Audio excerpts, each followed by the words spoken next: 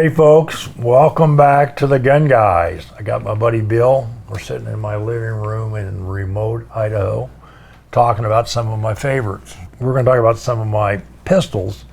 The key thing here is like you, I've had over the years a pretty substantial collection of 1911s, a lot of custom 1911s. Yeah. And I'm at the age in life where it's like, okay, I got to move this stuff on. I got two daughters, they don't care about guns, so I have sold a huge amount of my 1911 collection. You've benefited from two of the primo guns I had. I had a Swenson 1911, which by the way, I think has been photographed in more magazines and books than any other Swenson, which is now in your collection. And I had a Pockmeyer Combat Special. It was a super cool gun. Yeah. Same deal, that's now in your collection. But I've sold a bunch of other stuff, so I still got guns left, but nothing like I did. I've sold a whole bunch of them, but I've kept some of the ones that are important to me. And I've got one right here that's one of my favorites. The interesting thing about this is you all know Wilson Combat offers a gun in their product line called the Hackathorn Special. Yeah. And actually, you were out here, I think the first time you came to visit me in Idaho, we were talking, I said, hey Bill, I'd like to have you build me a 1911 just the way I want it. And you laughed and time passed, and then you finally reached out to me and said, hey, if we're going to build you a gun, like, what would you want? And that's when this project started. And you said, hey, once you got into it, you said, hey, we wouldn't mind offering this as a product in the product line if it's okay with you. And I said, sure, no kidding. But bottom line, I got the first one. Mm-hmm. And the unique thing about this, it's blued, ivory stocks, beautiful gun. The cool thing about it, aside from the fact that it's the first Hackathorn Special, is the serial number. And the serial number on it is Ken's 1911, which is pretty cool. And this has been a safe queen for a long time. I carry it once in a while. But then recently I got to thinking, you know what am I saving this for? I'll let the next guy worry about the blueware. So I've actually been carrying and shooting at some. It's a great gun. But I'm sure you remember that conversation back in the day.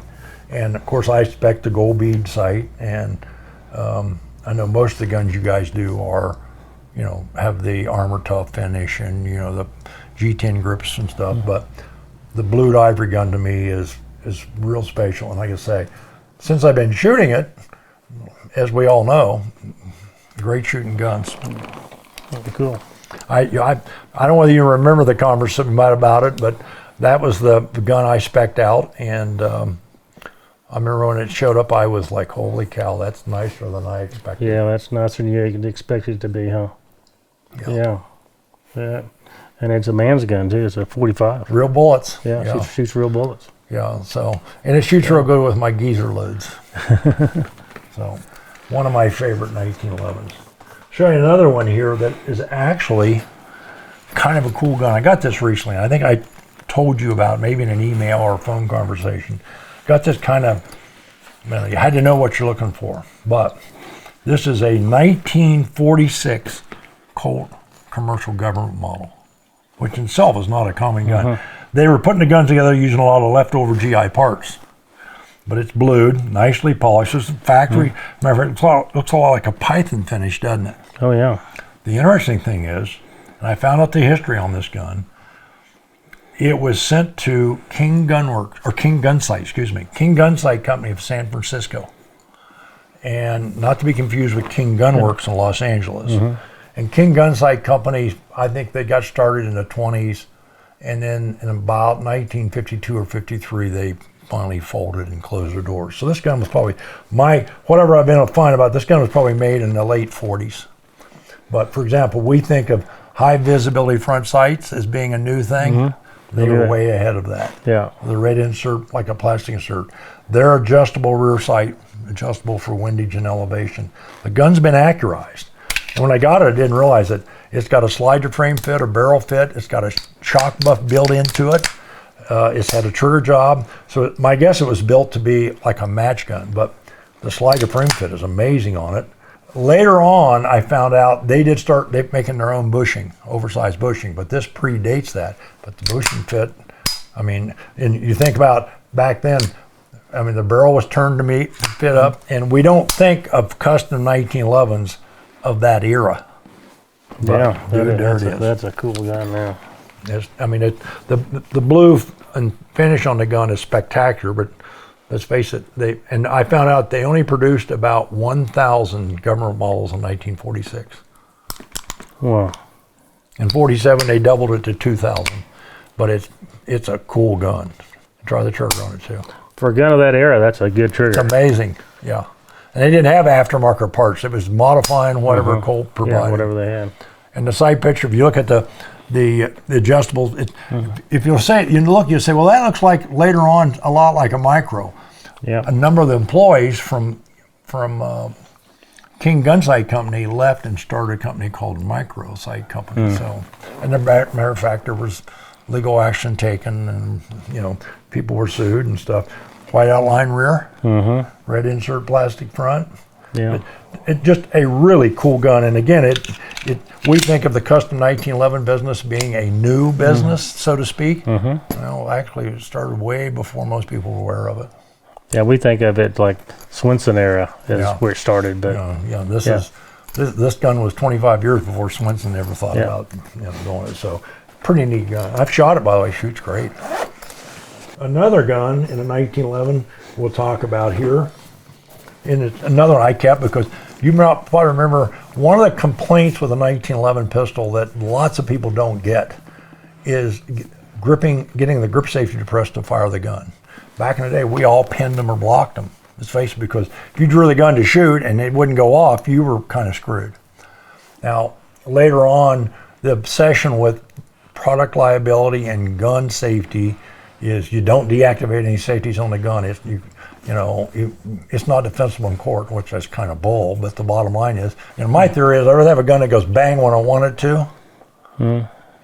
My life is probably going to be more important than one that when I try to and it doesn't. But anyway, the long and short of it is that was an issue. Eventually led to the bump grip safety, the build-up grip safety we have now. And a lot of companies, customs people like you guys, know how to sensitize a grip safety, so when it's only about halfway depressed, the gun will fire. Unfortunately, a lot of gun companies don't get that. And you remember, right before World War II, Colt brought out of 1911s with something called the Swartz firing pin safety system, where you had to totally depress the grip safety to deactivate the firing pin safety. They never relaunched that after the war, and I can tell you why. Because if you didn't have the gun completely depressed grip safety-wise, the gun wouldn't fire. Now, companies like Kimber have continued that. And by the way, it's still a problem. So, anyway, Wayne Novak was a buddy of mine when I lived back in Ohio. His shop was, 12 miles from where I lived across the Ohio River in West Virginia. He figured out a system that he called the Answer, a one-piece backstrap. And he still offers it.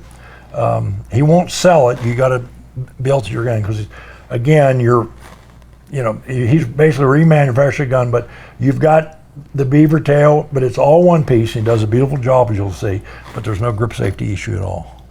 And I don't know how many years ago, this is a pre-series 70 Colt with actually a national match GI slide I had him put on it, ivory stocks, which I'm fond for.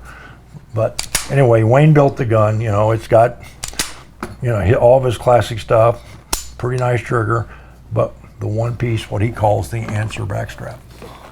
Yeah, there was another company at one time that made a backstrap like that. I don't remember what the name of the company was. They were down in, it was the Tri-X or Tri-Fire or something. They made, okay, and the company never survived, but they made the gun with the one-piece backstrap. But Wayne offered that, and I think it's still an option, but you cannot buy it and put it on yourself. You have to buy it from him, and it's made as part of the gun customization. And I always had problems, by the way, depressing the grip safety. I got a big hand, so I shoot with my thumb on the safety. Well, if this hand isn't in all the way, it doesn't get depressed. One thing I did learn here recently, I'll say a couple years ago, is you guys offer a kind of a thumb safety that's got a lower position on it. What I found out is for guys like me, that lower position allows my hand to get in farther and depress the grip safety. So what people think it's for people with small hands, actually it's pretty good for big hands too, because it just gets more meat in there and does the job. And the ones you guys make are beautifully done. So me being a all-time revolver guy. I never switched from the revolver grip, No. when I went to an auto, and so I've never had a problem with depressing the grip safety because I'm shooting with that grip right there. Yeah. So, You and mass yep. shoot that way, yeah. I don't know about mass, but in your case, it's kind of being handicapped. I think it's part of it. Anyway, bottom line is cool concept. Yeah. And one of the reasons I've kept this pistol is that it's just a neat gun.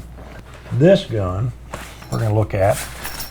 This was my duty gun I carried for years. And there was a guy down in Greensboro, North Carolina, by the name of Dave Pegram. He's a gunsmith. I've heard of him, but I've never met him. Anyway, Dave built this gun for me back in the day. And again, I was always somewhat a fan of the square trigger guard. Not that I used it, I just think they look cool. But he built this gun for me back when this was the Birdsall Black Tea, the first of the polymer finishes, remember? Anyway, I carried this gun, and you'll look at it. Which was actually a Teflon finish. Yeah, basically, yeah. And I carried this gun until I wasn't allowed to carry anymore. They switched over. Everybody had to carry Smith MMPs, 40s when they came out, which terrible gun. But 40s were terribly inaccurate, as you know. But anyway, this was my old duty gun, and I'll be honest with you, I'm kind of fond. It's nothing special about it, but I carried it. That was a gun I carried for a long time. Yeah. And you've been doing this gold bead thing from way back, huh? The gold bead, yeah, and it's just always been a kind of a work for me. The gun shoots good. If I remember, is it a cart barrel? Yeah, it looks like a cart barrel. Yeah, it's a nice gun. I mean, it shoots good. Dave did machine checkering 25 LPI, and if you don't have working hands, that's kind of like a wood rasp. Yeah, that eats you up. Never bothered me, but I've had a lot of guys whine like 6-year-old girls when they shot it. And by the way, Lou Alessi holster, back in the day when Lou was still alive and doing great work. All right, the next gun we're going to talk about here is a gun that I know you've got a couple of these in your collection, but I don't think you've ever shot them. No. This is an original Bren Ten, the box it came in. And for people that don't know the history, back in the 80s, early 80s, a company was formed by Tom Dornals and Mike Dixon. And with Jeff Cooper's influence, this was the first 10 millimeter. And it's basically, they've modeled it after the CZ75. By the way, you'll notice it's a really big gun. It had a 10-round magazine, which was pretty, big deal back then. So bottom line is, they weren't in business but a few years. Let's face it, the company failed. Because they never had any magazines to go with their guns. Yeah, and what happened, people ended up buying guns that didn't have any magazines. And I'm blessed I've got this one in a spare. But I got this gun, and it's serial number 741, and I can't remember how many they made, but it's not a huge number. And this is a base gun where it's basically a stainless bottom, blue top. Had a elevation adjustable rear sight. In some ways, a real advanced design. I mean, the CZ75, in that it was if necessary, you had to lower the hammer if you wanted to carry it on DA, which a lot of people were unhappy about, and we'll talk about that in a minute. But DA first shot, or you could carry it cocked with the manual safety on, and carry it like a 1911 and fire it single action. And the safety could be switched from either side. Big deal. Now, this deal about putting the hammer down, if you want DA, there's always a deal. What happens if it slips? It makes a loud noise you don't want.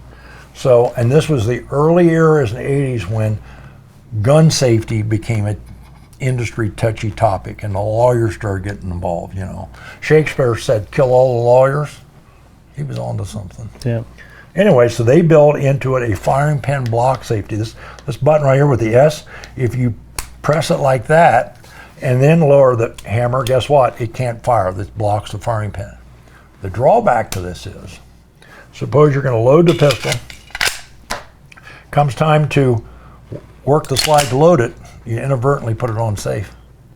And you don't realize it. You don't realize you did. So it was a bad plan. The big deal about the Bren Ten was, if you probably remember, back in the 80s when Miami Vice was one of the big hit. Sonny Crockett Yeah. carried a Bren 10. And that most people today know, if they know about a Bren 10, it's because of Miami Vice. And I think you've got a consecutive serial number pair. And of course now these things are incredibly collectible. Yeah. And I can only imagine, you could probably buy a new car for what your consecutive new pair is worth. But Yeah, they're both brand new in the box, have you ever shot them? Oh, no, they've never been, no, I haven't even cycled the action on. Yeah, before you leave here, you're going to shoot a Bren 10, my Bren 10. Well, one thing, believe it or not, this gun had influence on the X9 when we started, working on the X9 project, because one of the reasons this whole project failed was because they never had any magazines to go with the guns. Yep. And so at the start of our X9 project, when we were making decisions what we are going to do for the magazine, because you got to have the magazine first, you build the gun around the magazine. Smart move. First thing was, can we get the magazine in quantity and always keep the magazines in stock? And that do they work? And they come from this. The project will fail if we build the greatest gun in the world and we don't have magazines to go with it. Yep. And so we had to make sure that, we picked a good base magazine and we made sure they were always going to be available. That's cool. And Colonel Jeff Cooper was a huge influence on this gun. And Merrick, they produced the pistol with the gun sight Raven logo on the side, because Jeff basically endorses that this was, in his mind, the natural evolution from the 1911, which he thought was the finest firearm in the world, to what he thought was its replacement. But again, financially, the company failed. And to find one now, it's just, they're not uncommon on Gunbroker to see one in the box with all this paperwork and stuff, and with 2 mags. They're not uncommon to see them to be $9,000, $10,000, $12,000 range, depending on which variation it is. And this is the common base gun, but still, cool gun. I don't shoot it a lot. Wayne Novak commented to me one time, "Oh, if you break apart, what are you going to do?"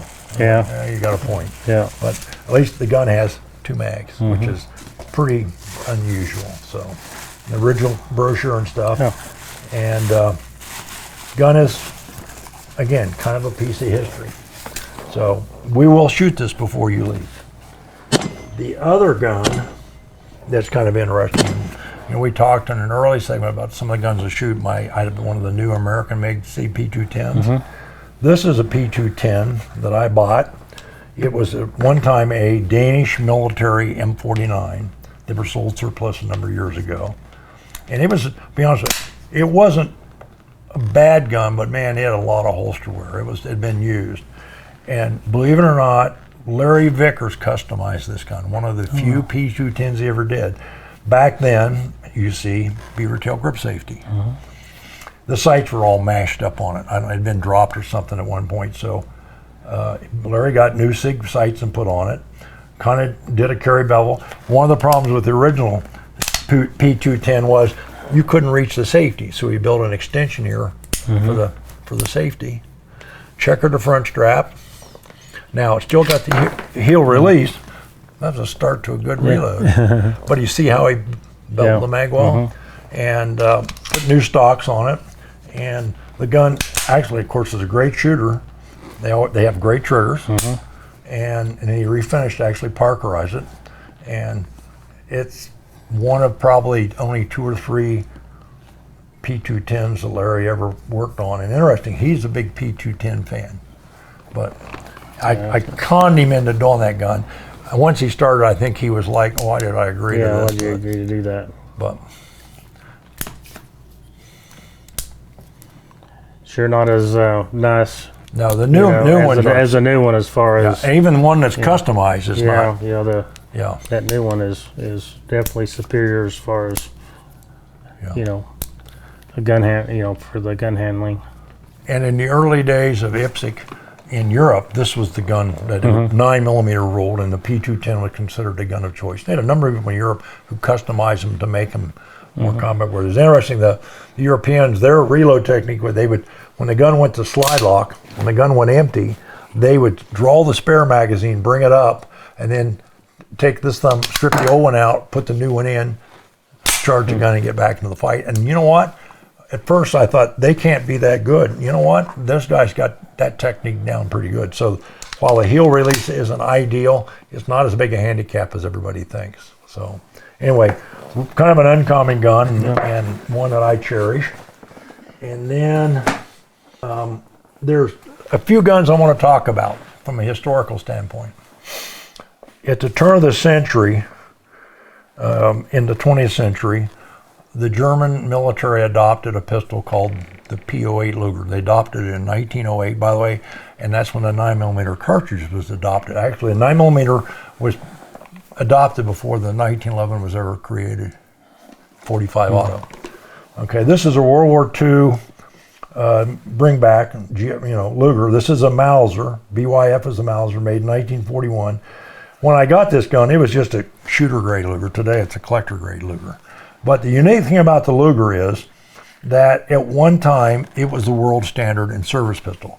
Mind you, it had a thumb safety that you can't hardly use. And back then, everybody carried military empty chamber. You pulled the gun out. And this gun has a toggle action on it that pulls up. This is the toggle. And people think, well, that's kind of unique. The toggle was around first developed by a guy by the name of Henry, the Winchester. Like a 73, it's a toggle action. Instead of the toggle coming up, the toggle goes down when you work the gun. Yeah.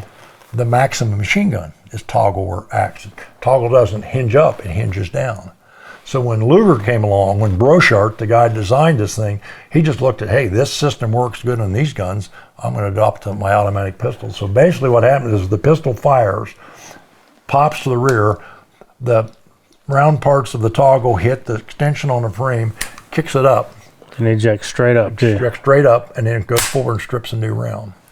Now, Lugers have a bad reputation for reliability for basically a couple of reasons. One is it's such close tolerances. I mean, if you like well-made, fitted machine guns, these things are incredible. So if they're not lubed properly, or there's much crap gets in them, hence they used a holster to protect them from the elements, that can affect it. But what most people don't realize, the biggest enemy to the Luger is that toggle action, and we're going to shoot it, works so fast you can't even see it. Yeah. And so it means the magazine's got to feed those rounds up real fast. In order to do that, they got to have a real stiff magazine spring in it. It's so stiff that it came with a tool in the holster that basically you put over the button so you can get enough tension on it to load the darn thing, or you should be. Anyway, it takes a lot of force. So if the magazines were left loaded, and a lot of vets brought these guns back with loaded magazines, of course, and left them, the spring's decayed, and then you shoot it, the spring doesn't get the round up fast enough, so basically you get a bolt over base malfunction. So the truth of the matter is, this gun relied upon its magazine with an incredible stiff spring. Feel the stiffness of that thing. Oh, yeah. Can you imagine loading 8 rounds in? By the time you get the last few rounds, your thumb's saying, I give up. Yeah, it's like, what's that new Bretta polymer pistol?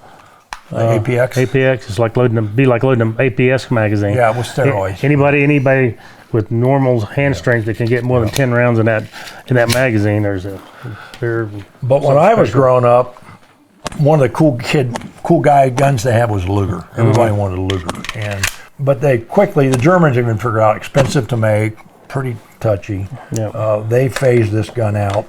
And like I say, in 1938, they replaced this gun with another pistol, which historically, in many ways, is one of the most impressive guns in history. And that is the Walther P38, which was produced in the German military in huge numbers. And this gun is a trendsetter more than any other pistol we're going to look at today. In that, as we all understand, it used an 8-round single stack magazine. By the way, same magazine that's used in the P210, the French 1950, Smith Model 39. Numerous guns copied this mag. Now, they may have different locations for the magazine catch and stuff, but it's the same tube. The Beretta original 1951 9mm, this is the mag. So everybody copied that. The SIGs, by the way, copied the heel release, the idea that you've got a heel release. And so that kind of carried over. Double action pistol, that was a big deal. In that, to use this pistol, you basically, to fire it, you can fire the first shot round in the chamber. By the way, it's got a loaded cartridge indicator, so at a glance or feel, you can tell there's a round in it. It's a big deal. First shot, double action. Now, they're pretty stiff, heavy double actions. Doesn't mean you can't shoot them well, it just means you got to practice. And of course, single action pull. And then they have a slide mounted decocker safety. So when the gun's cocked, you flip that safety down and it decocks the gun. And at that point, it's on safe and won't fire. And you push it back up, the trigger returns, it's ready to fire. So that was a big deal. Really, the real big deal on it is they utilized a dropping block locking system, which, if you look at this pistol today,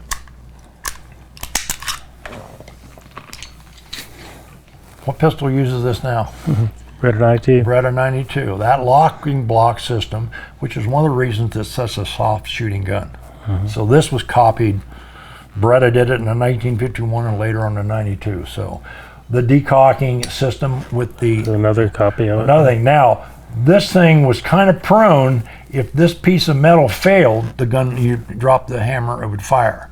So Beretta, as you know, went to a two-piece firing pin, so that when you drop it, the back part of the firing pin drops out of alignment so the gun can't fire. But basically the same concept was copied.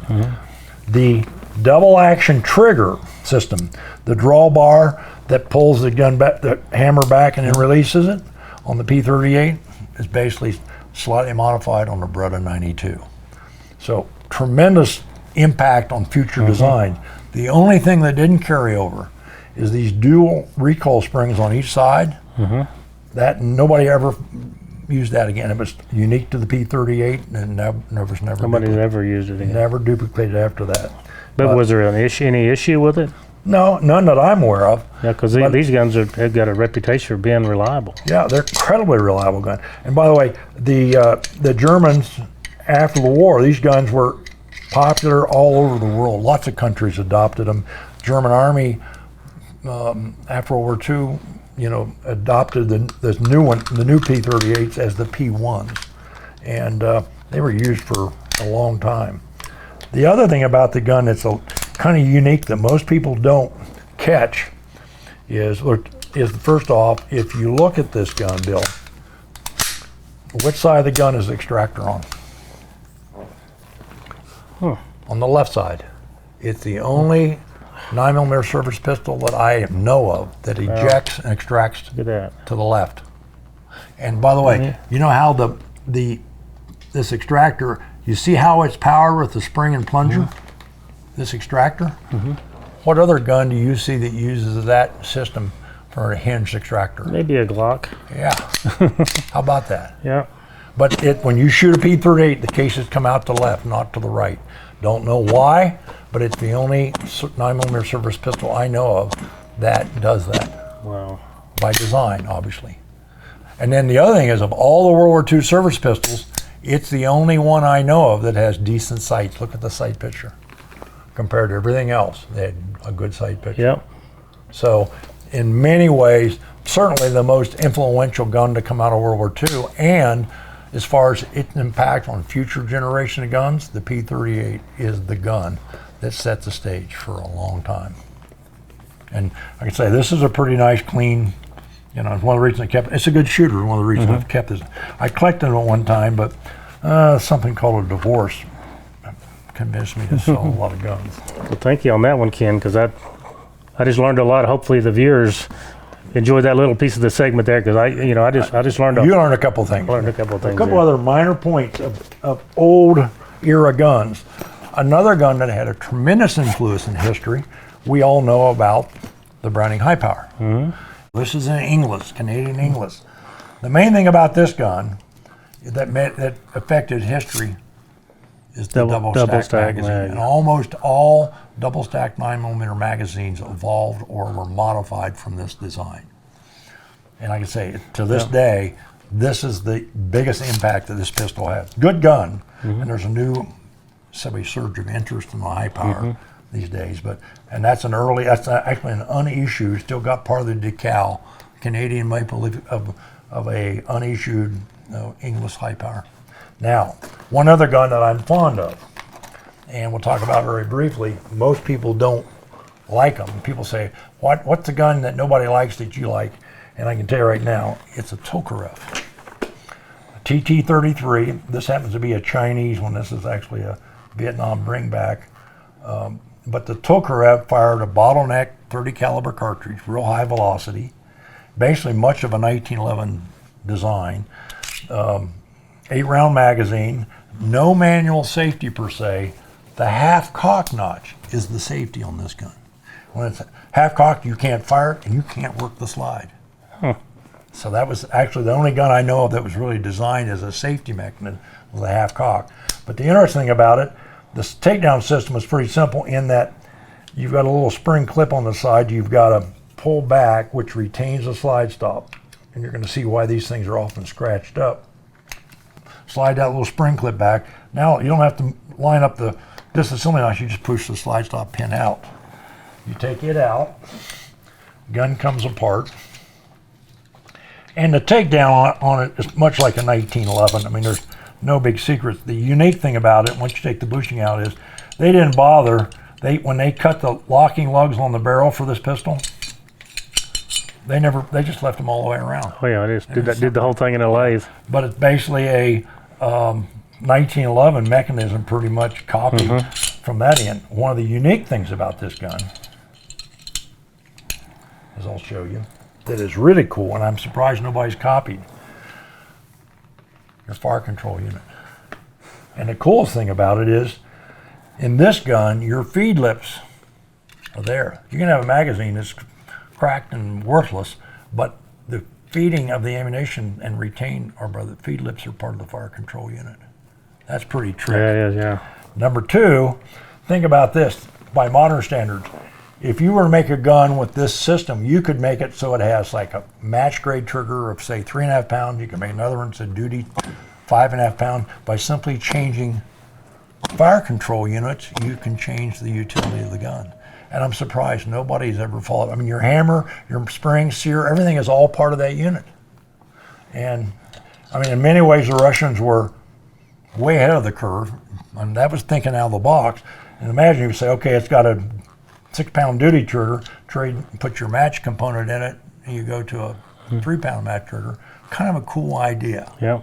So I like Tokarevs. A lot of people don't, but I think they're cooler than all get out. And in many ways, I think history is one of the things most people sometimes take for granted.